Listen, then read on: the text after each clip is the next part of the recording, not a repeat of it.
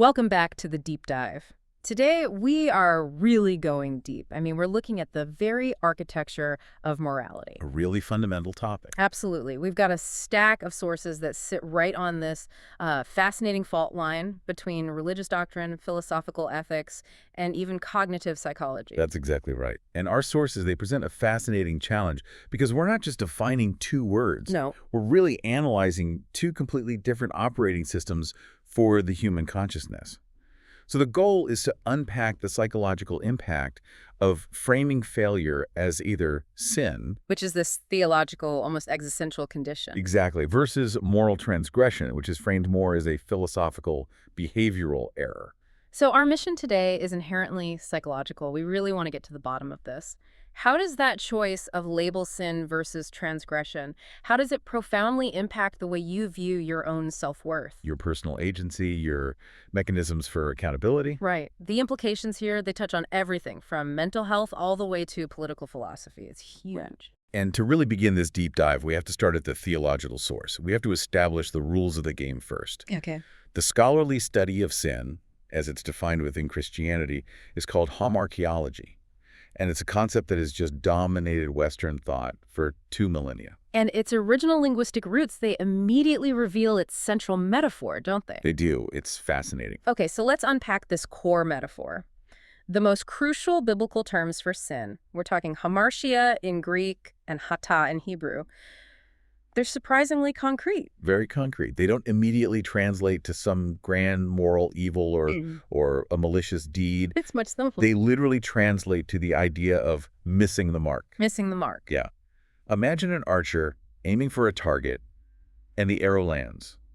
Well, anywhere but the bullseye. That failure, that shortfall to achieve the desired target, that's the foundational image for sin.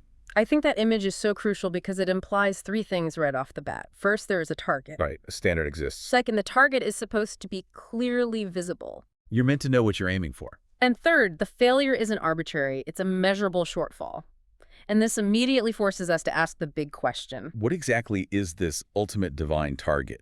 And what's the nature of the failure to hit it? And that leads us directly into our first major section. We have to define the absolute non-negotiable elements that construct the idea of Christian sin. And this framework, it establishes the high-stakes relational context that really makes the concept of sin so psychologically, so burdensome compared to just secular failure. So when our sources talk about Christian sin, they define it as something far, far deeper than just a simple mistake or a failure. Oh, much deeper. It's defined first and foremost as a high-stakes, willful transgression. It's an active rebellion. Absolutely. The core definition is fundamentally relational. Sin is, at its heart, an offense against God. Against God himself. Yes, it's an absolute violation of his holy law, his essential character. And that inevitably results in this dramatic breach of the relationship between the creature and the creator. And this violation, it gets formalized in the tradition as lawlessness. Right. The scholarship points us directly to 1 John 3.4, where sin is called anomia. Which literally means a state of being without law or against law. So that makes the act not just some personal misstep, but a direct affront to the entire cosmic order that God established. And this is where that definition starts moving beyond the simple archer analogy. Okay. The failure isn't just an innocent miscalculation. It moves into the realm of willful disobedience and a proud rebellion. So this is the individual trying to operate autonomously. Precisely. That autonomy, that assertion of self-will, that's the key, isn't it? The person is essentially saying, I will decide what is right and wrong for myself.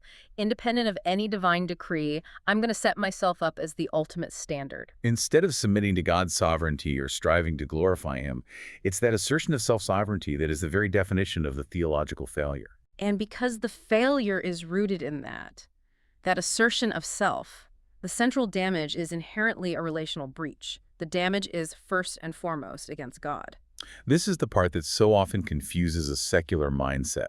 And it's illustrated beautifully in the ancient sources. When we're talking about King David. Yes. When King David confessed his great sin with Bathsheba and Uriah, he committed adultery and murder. Horrific acts against people. And yet, in Psalm 51, he says, against you, you alone have I sinned. And you have to ask, how can that be? How can adultery and murder be primarily an offense against a deity rather than the people who were directly injured? And the theological answer is, Theologically, the understanding is that since God is the ultimate source of all truth, all goodness, all justice, any failure to live up to that standard, in any dimension, social, personal, spiritual, is, by definition, an affront to the one who established the standard in the first place. so all actions derive their moral weight from his character. Exactly. And the sin breaks that intimate fellowship that was intended. The story of Adam and Eve hiding in the garden is the archetype. Right. The immediate consequence of the offense is distrust. It's spiritual separation. So if the effect is distrust, then the root of sin is often identified as, well, as unbelief. Unbelief or distrust, yes. Ah, It's choosing your own perceived wisdom or your own desire over trusting God's inherent goodness and His wisdom. It's that moment of radical self-trust that rejects the necessary humility before the divine. this sounds a lot like St. Augustine. This is the idea that St. Augustine codified so powerfully. While he defined sin broadly, his most psychologically penetrating definition focused on the internal state. Which was? Sin is the elevation of self-love, what he termed concupiscence over the love of God. Let's pause on concupiscence for a moment, because this term is absolutely vital for understanding the psychological stakes here. It's more than just simple lust or greed. Oh, much more. It's an active internal inclination toward the self. It's this ongoing, intense desire for created things instead of the creator. So it's the engine of sin. Precisely. Concupiscence is that perpetual systemic force that drives the self to elevate its own needs and desires above the divine command. It's the active principle of self-centeredness that makes the theological definition of sin a persistent internal struggle, and not just a series of external mistakes. And that systemic nature brings us to the different categories of sin, which really demonstrate just how pervasive this concept is. Sin is both an external event and an internal state. And we have to begin with the most foundational and, you could argue, the most psychologically devastating element of all, original sin. This is where the theological model truly it Yep. veers off completely from any secular framework. It absolutely does. Yeah. Original sin is not an act you choose to commit. It is the inherited condition of sinfulness and guilt passed down, almost genetically, as it were, from Adam's fall. It redefines human ontology. You're telling the listener that under this framework, every single person is born not just morally neutral, But but already predisposed to failure and already carrying the guilt of an ancient ancestral failure. yes, it results in what's called the sin nature, or in the more robust Augustinian and later Calvinist traditions, the doctrine of total depravity. Now, we should clarify total depravity. As you said earlier, this doesn't mean every person is actively as evil as they possibly could be. Not at all. It means that sin has corrupted every facet of the human being, your intellect, your emotions, and critically, your will. The ability to choose spiritual good is fundamentally broken. That is the crucial distinction we have to emphasize, because it directly impacts our later discussion on agency. This doctrine essentially states that the human will is inherently inclined towards sin. Which makes moral failure not a choice, but an inevitability unless divine grace intervenes. The contrast here is so clear. I mean, you have thinkers like Pelagius who argued early on that humans could, just through sheer willpower and reason, choose the good. Right, he essentially rejected the whole idea of an inherited corruption. And Augustine fought this tooth and nail. He asserted that without the radical corruption of the fall, the sacrifice of Christ was rendered, well, unnecessary. So the doctrine of original sin, with its massive psychological cost, is actually the non-negotiable prerequisite for the entire system of salvation. It has to be there. And that profound inherited state then leads to what we call actual or personal sin. Which are the daily manifestations of that broken nature, the individual thoughts, words, or deeds we commit. And even those acts are further categorized. You have sins of commission. Those are the straightforward ones, actively doing what's forbidden, lying, stealing, murder. But then you have the more insidious category, the sins of omission. This is the moral failure to act, failing to do what is commanded or morally required. Like neglecting to help someone in acute distress. And this category proves that theological morality isn't just about avoiding bad things. No, it's about active righteousness. It's a huge expansion of accountability. The sources highlight this with a specific reference to James 4.1 sin. Whoever knows the right thing to do and fails to do it, for him it is sin. That's a high bar. It means moral inertia or negligence, or even just apathy when action is required, is just as much a violation as an active malicious act. It forces the individual to constantly assess not just what they did wrong, but everything they failed to do right. And to illustrate the complexity even further, the sources also introduce the traditional Catholic distinctions regarding severity. This just adds another layer. It does. It codifies the weight of wrongdoing. So you have mortal sin, which involves a grave matter, full knowledge of the wrong, and deliberate consent. This is the ultimate catastrophic relational breach. It destroys what's called sanctifying grace, and if it's unrepented, it leads to eternal separation. The psychological weight of that classification is just immense. And then you have venial sin, which is less severe. Perhaps it lacks full consent or involves a more minor matter. It injures the relationship with God, but doesn't completely sever it. The mere creation of this detailed hierarchy, Mm-hmm. it just demonstrates the profound level of legal and moral mapping that this theological framework applies to every single human action. It really does. So, to synthesize this first part, Christian sin is a radical, inherited orientation of the human heart that's original sin driven by self-love or concupiscence, That actively rejects God's authority. and manifests in both specific acts of lawlessness, sins of commission, and moral negligence, sins of omission. And here's where the transition becomes organic. This extreme systemic definition of sin as this existential, inescapable flaw is precisely what necessitates an equally extreme solution. Redemption and salvation through Jesus Christ, the doctrine of the atonement. Exactly. The necessity of the cure defines the scope of the disease. The theological disease is massive, requiring divine intervention. That sets the perfect stage for our next section. If sin is this monumental condition, what gives that definition its ultimate authority? And, maybe more importantly, can we still define meaningful moral failure, what we'll call transgression, without that divine context? Right, so we must begin with the prerequisite. Sin requires revelation.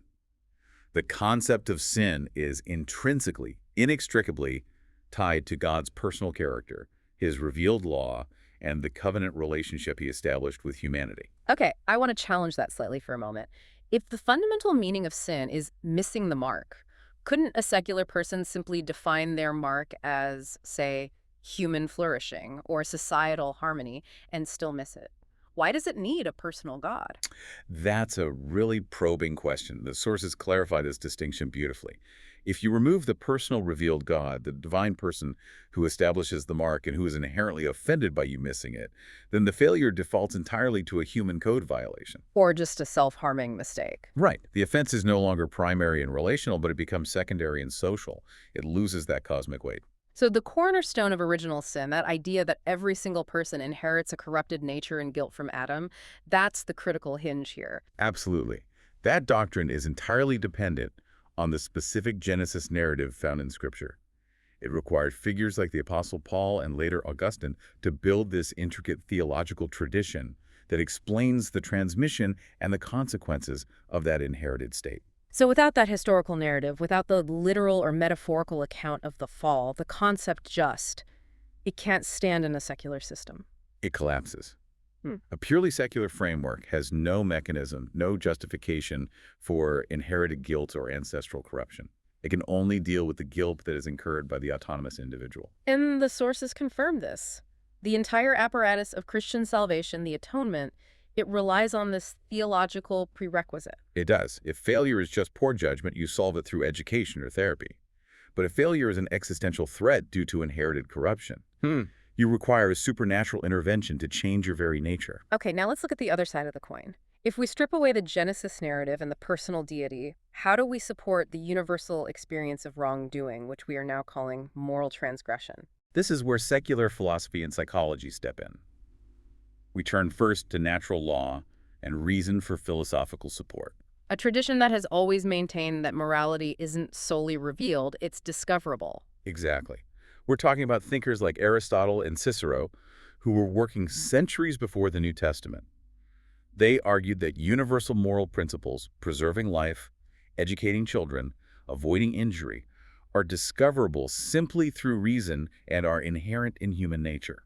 Even the scholastics, like Thomas Aquinas, while they integrated the divine, they confirmed that this natural law was accessible to anyone through rational thought alone. So the moral standard becomes what is objectively rational for a human being. So the secular analog to missing the mark isn't offending God. It's choosing an action that's contrary to right reason. Right. It's a failure to live up to your highest rational potential. or to act consistently with universal moral principles.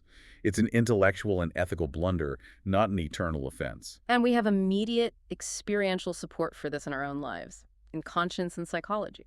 The universal phenomenon of conscience, that internal judgment system, it confirms that all humans possess some kind of innate moral standard that they frequently fail to meet. This internal witness is central to secular ethical frameworks, where wrongdoing is defined by concrete, measurable concepts, harm and injustice. Right. It's the violation of a social contract or specific ethical duties that we agree upon as rational beings. And this is where the classical ethical systems come in to provide the structure for what a transgression is. For example, if you're a utilitarian, a transgression is an action that fails to maximize well-being for the greatest number of people. Simple math, in a way. In a way. And if you're a Kantian, transgression is acting on a maxim that you cannot rationally will to be a universal law for everyone else. Let's make that Kantian idea a little clearer for the listener, because it can be dense. Sure. If I'm thinking about telling a lie to get out of trouble, the Kantian framework says, what if everyone lied all the time? What would that world look like? It would undermine the very fabric of truth-telling, making my own lie totally ineffective. So the failure is rational, not divine. I've contradicted reason itself. Exactly. The authority is reason itself. It's an intellectual consistency test. The violation is measurable in its social consequence or its logical inconsistency, and it's entirely divorced from religious decree. This allows us to summarize the distinction pretty cleanly for everyone listening. Sin, the theological concept, is supported by scripture and tradition. It's an offense against a personal God. It involves inherited guilt, and it requires divine atonement. Whereas moral transgression, the secular concept, is supported by natural law, human reason, and universal conscience. It is a violation of a rational or a social moral code. It leads to human guilt and shame, but not necessarily divine separation. So the crucial takeaway from this part is that while human failure is universal, the specific, high-stakes, systemic Christian concept of sin requires that religious foundation of revelation to be psychologically viable. The source of authority radically dictates the nature of the wrong. And now we enter the heart of this deep dive. Because the choice between viewing your failure as sin or as transgression is a choice between two profoundly different psychological frameworks. And we're going to contrast the internal effects across 4 key dimensions. Let's start with that mental strain we all feel. Yeah. Cognitive dissonance. That uncomfortable tension when our behavior doesn't match our values. In the Christian concept of sin, the sources of dissonance they're fundamentally structural and far more acute. The dissonance isn't just about a single action you took. No. It's an unavoidable conflict between the unattainable divine standard of perfection and the inherent, broken, inherited sinful nature of original sin. So you have this existential tension. You are told you must be perfect to meet the standard of a holy God, but at the same time, you're taught that your very nature is radically corrupted and you cannot achieve perfection through your own effort. The psychological impact is what we call high dissonance. It's perpetual, it's systemic, and it's non-negotiable.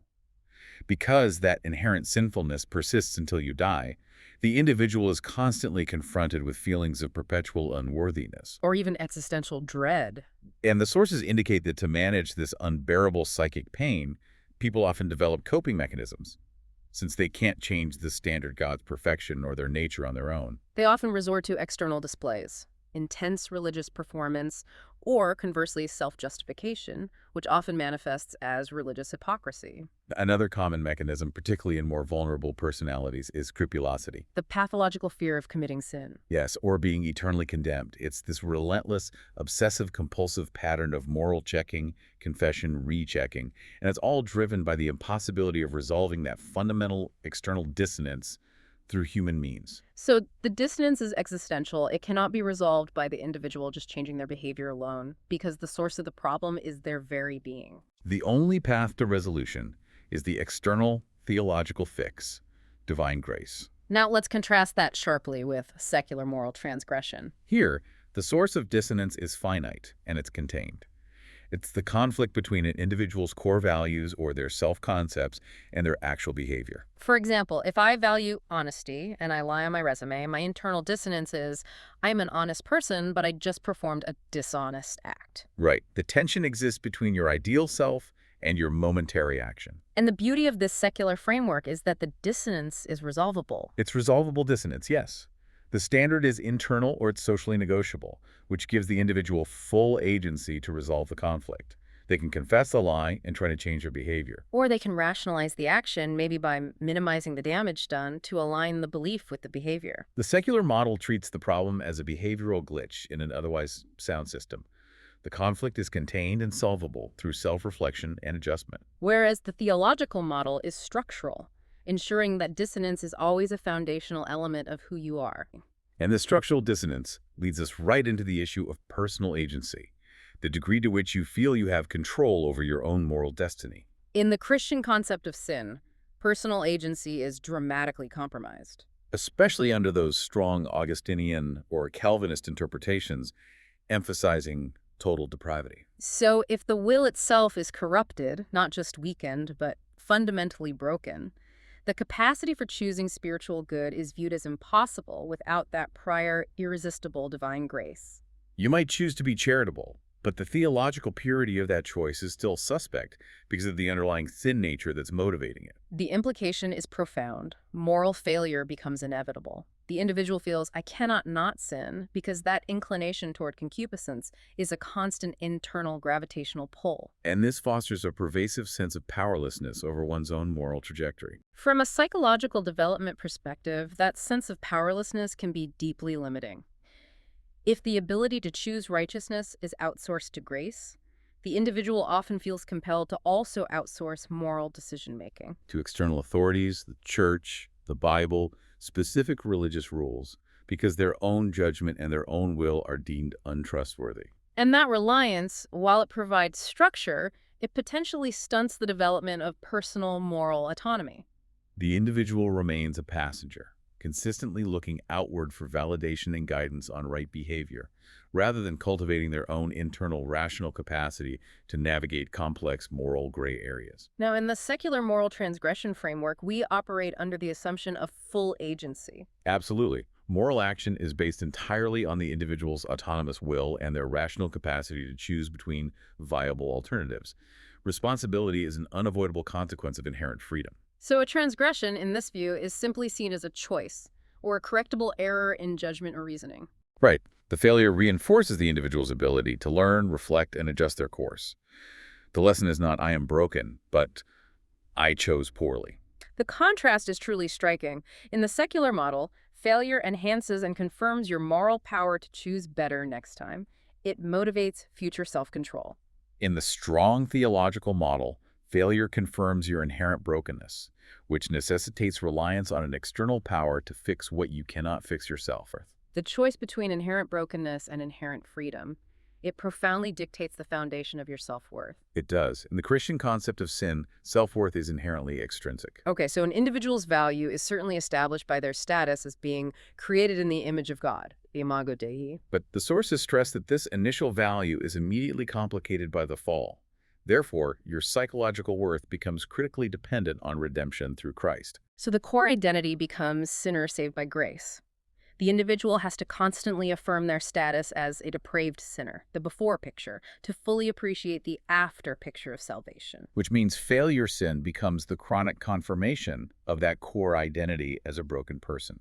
This chronic reinforcement of inherent unworthiness, which is necessary to magnify the magnitude of God's grace, can tragically lead to chronic guilt, toxic shame, and low self-esteem.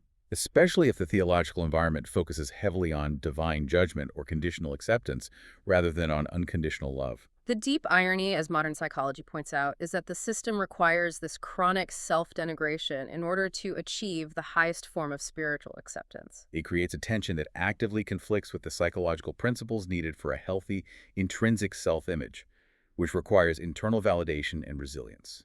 Conversely, in the secular moral transgression framework, self-worth is intrinsic. It's derived from the person's own achievements, their rational integrity, their competence, the quality of their relationships. The identity is that of a responsible moral agent. So when failure occurs, a transgression, it's not an identity marker, it's an event. It's a deviation from your internal moral map. And the guilt is compartmentalized. It's focused specifically on the action rather than defining the very nature of the person. Because the failure is merely an event, the individual has the psychological space to self-correct, to apologize, to seek repair, and to restore their self-worth through new, morally superior action. The act was bad, but the actor is not inherently structurally bad. The secular model is inherently designed for self-efficacy and resilience because it separates the failure from the core ontological identity. The underlying psychological conflict couldn't be clearer.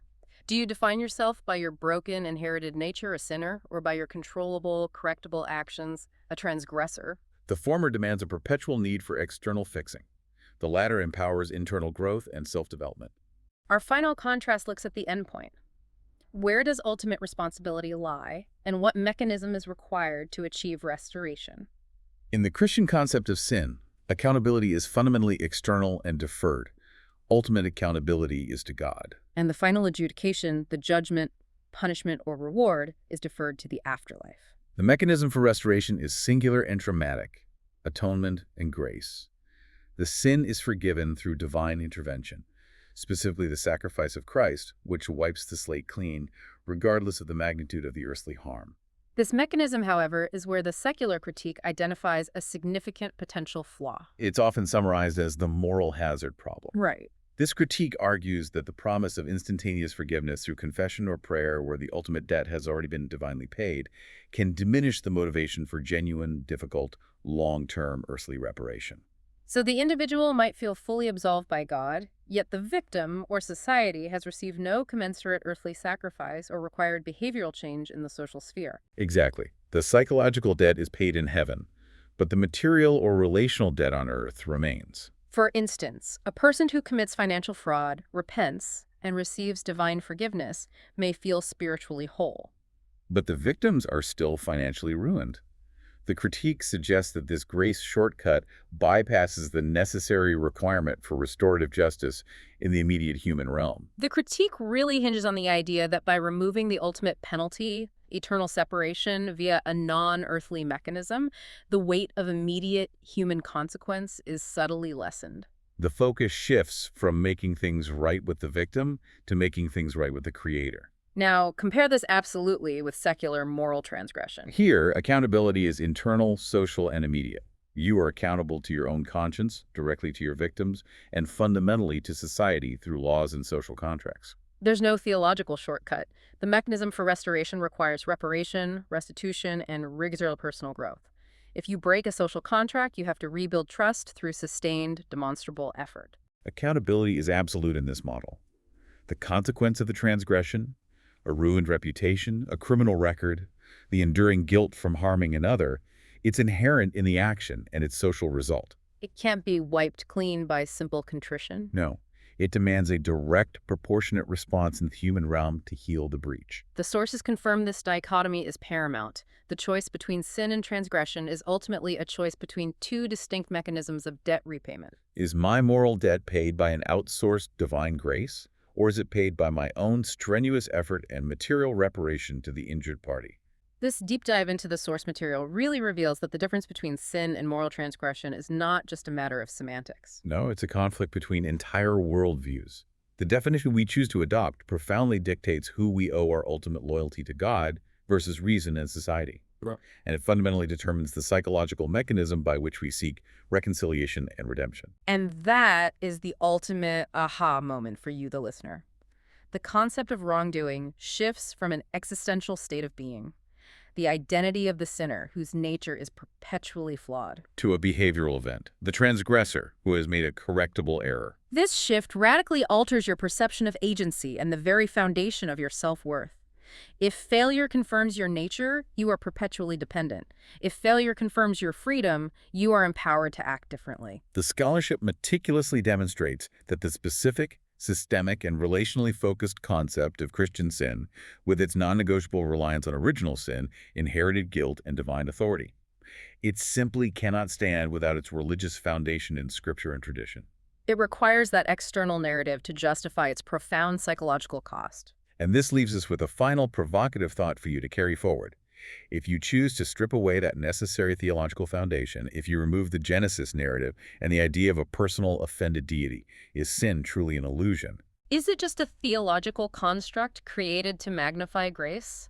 Does that leave only the reality of transgression, the violation of a rational or a social code? And if that is the case, where exactly do you ground your ultimate and inescapable moral authority? Something to ponder as you reflect on your own framework for failure. We will see you next time on The Deep Dive.